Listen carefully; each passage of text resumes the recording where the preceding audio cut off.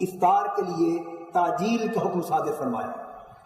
حضور صلی اللہ علیہ وسلم ارشاد فرماتے ہیں لا یزال الناس بخیر الا ما اجل الفطر، کہ میری امت کے لوگ اس وقت تک نیکی اور بھلائی پر قائم رہیں گے جب تک وہ افطار میں جلدی کریں گے۔ جب تک افطار جلدی کرتے رہیں گے اس وقت تک نیکی کا دامن ان کے ہاتھ سے نہیں چھوٹے گا۔ اور حضور نے یہ بھی واضح فرمایا کہ افطار میں تاخیر کرنا یہودیوں کا شیوا ہے۔ حدیث پاک میں ہے، بخاری اور مسلم میں احادیث آتی کہ یہودی افطار کے لیے ستاروں کے نظر آنے کا انتظار کرتے، ستاروں کا انتظار کرتے۔ جب آسمان پر ستارے چمکنے لگتے ہیں تو یہودی تب افطار کرتے ہیں۔ اور اس کے برعکس حضور نے فرمایا کہ تم ستاروں کا انتظار نہ کیا کرو۔ جب مغرب میں حضور اشارہ فرما رہے ہیں، حضور کا ایک ہاتھ مغرب کی سمت میں تھا، ایک ہاتھ مشرق کی سمت میں تھا۔ میرے آقا فرما رہے تھے جب اس سمت سورج ڈوب جائے اور اس سمت رات کی تاریکی شروع ہونے لگے تو تم روزہ افطار کر لیا کرو۔ تو گویا حضور نے تاجیل کا حکم بھی صادر فرما دیا، دیر سے روزہ افطار کرنے کی ممانعت بھی واضح فرما دی، اور تاجیل اور تاخیر کا فرق بھی متعین فرما دیا۔ اب یہاں یہ واضح کروں، حضور کی یہ بھی سنت تھی کہ حضور ہمیشہ مغرب کی نماز سے پہلے اپنا روزہ افطار فرمایا کرتے تھے۔ نماز مغرب سے پہلے حضور روزہ افطار فرماتے تھے۔ لیکن یہ بھی واضح کرتا چلوں کہ سیدنا فاروق اعظم رضی اللہ تعالیٰ عنہ اور بعض دیگر صحابہ کا یہ معمول بھی منقول ہے احادیث میں کہ وہ نماز مغرب کی یعنی فرض مغرب کے پڑھ کے بعد میں روزہ افطار کیا کرتے تھے۔ سیدنا فاروق اعظم کا اور بعض دیگر صحابہ کا مغرب کی نماز یعنی فرض ادا کرنے کے بعد روزے کی افطاری منقول ہے، اور حضور کا معمول مغرب سے پہلے روزہ افطار کرنے کا منقول ہے۔ اور یہ بھی یاد رکھیے کہ حضور کے صحابہ کا کوئی عمل حضور کے ارشاد اور عمل کی روح کے خلاف نہیں ہو سکتا۔ تو اس سے یہ ثابت ہو گیا کہ نماز سے پہلے روزہ افطار کرنا افضل ہے، مغرب کی نماز سے پہلے روزہ افطار کرنا افضل ہے، کیونکہ یہ حضور کی سنت ہے، اور مغرب کے فرض پڑھنے کے بعد روزہ افطار کرنا جائز ہے، کیونکہ یہ صحابہ کرام کے عمل سے بھی ثابت ہے۔ اب میں نقطہ یہ واضح کر رہا ہوں، بدقسمتی سے ہمارے ہاں چھوٹی چھوٹی باتوں پہ جھگڑے ہوتے، چھوٹی چھوٹی باتوں پہ یہ بد نصیب امت دست و گریباں ہوتی، چھوٹی چھوٹی باتوں پہ ان کے ہاں ایمان اور کفر کا مسئلہ کھڑا ہو جاتا ہے، چھوٹے چھوٹے اختلافات پر یہ مومن اور کافر بننا شروع ہو جاتے ہیں۔ ان میں سے یہ تاجیل اور تاخیر کا مسئلہ بھی ہے۔ آپ اپنی مساجد میں بعض اوقات یہ معمول دیکھتے کہ تاجیل اور تاخیر کے تعین پر جھگڑے ہوتے، لیکن یہ نادان لوگ اس بات کو فراموش کر دیتے کہ تاجیل سے مراد یہ نہیں کہ سورج کی ٹکیا ادھر غروب ہوئی اور اسی لمحے افطار کا حکم ہے، اگر 2 منٹ بھی تاخیر ہو گئی تو معاذ اللہ کوئی دیر یا ناجائز یا گناہ ہو جائے گا۔ تاجیل افطار کا یہ معنی ہرگز نہیں۔ اس تصور کو اچھی طرح ذہن نشین کر لیجئے، 2 4 5 منٹ اگر غروب سے دیر بھی ہو جائے افطار میں تو اس 2 4 5 منٹ کی تاخیر سے افطار کی تاجیل کا حکم متاثر نہیں ہوتا، پھر بھی حضور کا حکم جلدی روزہ افطار کرنے کا باقی رہتا، کیونکہ حضور نے تاجیل کا یعنی روزہ جلدی افطار کرنے کا مفہوم خود واضح فرما دیا۔ جس امر کی وضاحت تاجدار کائنات صلی اللہ علیہ وسلم خود اپنی زبان مبارک سے کر چکے ہو، اس وضاحت کے بعد کسی اور شخص کو مزید توضیح کرنے یا احکام کے متعین کرنے کا کوئی حق حاصل نہیں ہوتا۔ روزہ جلدی افطار کرنے کا حکم دینے والے بھی آقا دو جہاں ہیں، دیر سے افطار نہ کرنے کا حکم دینے والے بھی آقا دو جہاں ہیں۔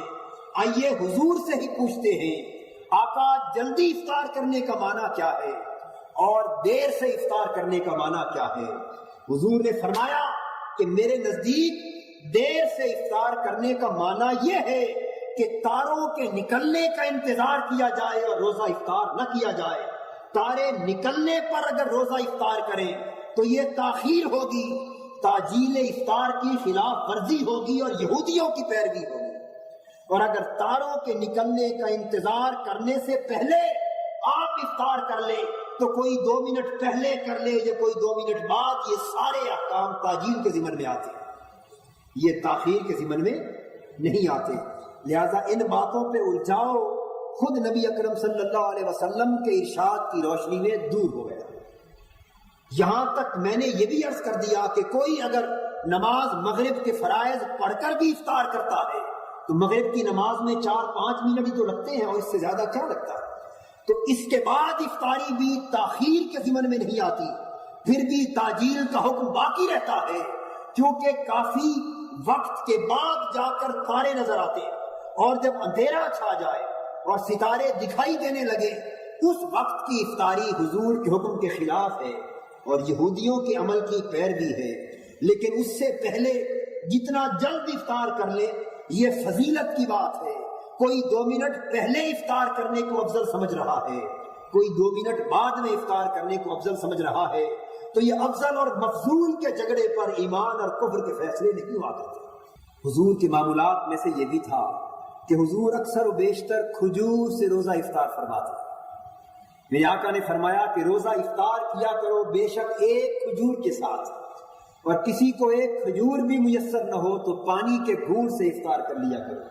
حضور نے فرمایا اس لیے کہ پانی پاک چیز ہے، یعنی غریب سے غریب تر شخص کے لیے بھی حضور نے اپنی سنت وضع فرما دی. کوئی شخص افطاری کے وقت پھلوں کا اہتمام نہیں کر سکتا، مختلف پھل، مختلف قسم کے متنوع کھانے، دسترخوان پر مختلف انواع و اقسام کے پھل اور کھانے بچھا نہیں سکتا، تو کسی غریب کی نظر اس فرق کو دیکھ کر پریشان نہ ہو، وہ پانی کے گھونٹ سے بھی افطار کرتا ہے تو یہ بھی میرے آقا کی سنت ہی پہ عمل کر رہا ہے. اور یہاں ایک بات یہ بھی واضح کرتا چلوں کہ اگر نماز مغرب سے پہلے افطاری بہتر ہے اور افضل ہے اور حضور کی سنت بھی یہی ہے، تو ہمارے ہاں بدقسمتی سے یہ معمول ہے کہ ادھر آذان مغرب ہوتی، ادھر ہم افطار کرتے.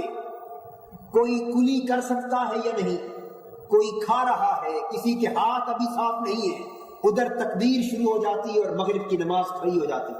ایک پگدڑ کا سما مچا ہوا ہوتا ہے مسجد میں، کوئی دوڑ کے وضو کی طرف کلی کرنے کے لیے جا رہا ہے، کوئی جماعت میں مل رہا ہے، کسی کی تکبیر تحریمہ فوت ہو رہی ہے، کسی کی رکعت فوت ہو رہی ہے، تو یہ سارا معمول سراسر غلط ہے.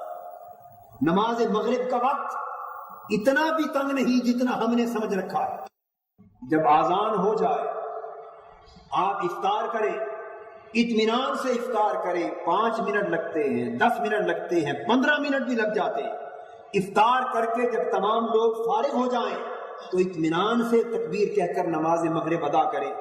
5, 10, 15 منٹ کی تاخیر سے نماز مغرب مکروہ وقت میں داخل نہیں ہوتی. نماز کا صحیح وقت پھر بھی قائم رہتا ہے.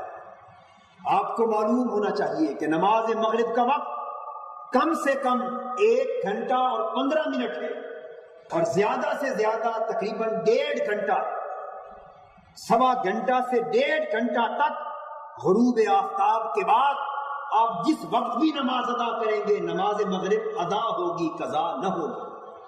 1.25 گھنٹہ یا 1.5 گھنٹہ گرمیوں اور سردیوں کے موسم کے فرق کے مطابق، اس کے بعد عشاء کی نماز کا وقت شروع ہوتا ہے. ہاں جب اندھیرا شروع ہو جائے اور ستارے نکل آئے تو پھر وقت مکروہ شروع ہو جاتا ہے. نماز مغرب پھر بھی ادا ہوتی ہے لیکن ثواب کم ہو جاتا ہے. ثواب کم ہو جانا شروع ہو جاتا ہے لیکن ہوتی پھر بھی ادا ہے، قضا نہیں ہوتی. لیکن یہ مکروہ وقت کا آغاز بھی 15-20 منٹ کے بعد جا کر کہیں ہوتا ہے. اگر آپ 5-10 منٹ لگا کر اطمینان سے افطاری کر کے پھر نماز ادا کریں اور ہر ایک کو تکبیر تحریمہ کے ساتھ شامل ہونے کا موقع مرحمت کریں تو اس میں نہ نماز کی تاخیر ہے اور نہ کسی حکم کی خلاف ورزی. یہ سب الجھنیں اس لیے پیدا ہوتی کہ ہم نہ مسائل کو سمجھتے ہیں نہ سمجھنے کی کوشش کرتے. وہی ایک ڈگر ہے جو چلی آ رہی ہے، ہم سوچے سمجھے پڑھے بغیر ان پر عمل کرتے چلے جا رہے ہیں. اس لیے افطار میں پریشانی کا سما پیدا کرنے کی حاجت نہیں، اطمینان سے افطار کریں اور اطمینان سے نماز ادا کریں۔ آپ کا دین اسلام اتنا آپ کی سہولتوں اور اطمینان کی کیفیتوں کو نظر انداز کرنے والا دین نہیں ہے۔ حضور نے تو یہاں تک فرما دیا کہ ایک طرف کھانے کا وقت ہو، بھوک لگی ہو اور دسترخوان پہ کھانا بچھا ہو، دوسری طرف نماز کا وقت ہو اور مجھے کہا جائے کہ بھوک کی حالت میں کھانے کو یا وقت پر نماز کو، دو میں سے کس کو آپ اپناتے ہیں؟ تو حضور نے فرمایا میں بھوک کی شدت کو ختم کرنے کے لیے کھانا پہلے کھاؤں گا، نماز بعد میں ادا کروں گا۔ اس لیے کہ بھوک اگر قائم رہی تو خدا کی یاد میں بھی لذت، انہماک، استغراق اور طمانینت آپ کو نصیب نہیں ہو سکتی۔ نماز تو مومن کی معراج ہے، نماز تو وہ نماز ہے کہ آپ دنیا و ما فیہا کے تصورات سے بے نیاز ہو کر خدا کے حضور میں اس طرح کھڑے ہو کہ پھر خود فراموشی کا وہ عالم طاری ہو کہ صرف خدا ہی نظر آ رہا ہو، اور انسان حالت نماز میں خدا سے ہم کلام۔ ایک طرف آپ کو اپنے کھانے کی یاد ستا رہی ہے، بھوک کی شدت آپ کے ذہن کو کھانے کی طرف لے جا رہی ہے، اور بھوک کی شدت کے باعث آپ جلدی جلدی نماز کی رکعتیں ادا کر رہے ہیں، تو کھانا بھی وقت کا ضائع ہوا اور خدا کی عبادت بھی آپ نے ضائع کر ڈالی۔ اگر نماز قضا نہ ہو رہی ہو تو بھوک پہلے مٹا لے، پیٹ کے دندے سے فارغ ہو جائے، اس لیے کہ شیطان اللہ کی راہ پر بھی پیٹ کے تصور سے حملہ آور ہوا کرتا ہے۔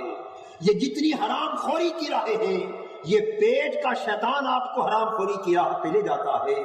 یہ بھوک اور غربت اور افلاس کے احوال کو مٹانے کے لیے رزق حرام کی طرف بھی آپ بڑھتے ہیں۔ آپ رزق کی خاطر نماز کی حالت میں بھی پریشان رہتے ہیں، اس لیے جب تک اس فکر اور اس پریشانی کا ازالہ نہ ہو جائے اس وقت تک عبادت کی مطلوبہ لذت بھی نصیب نہیں ہو سکتی۔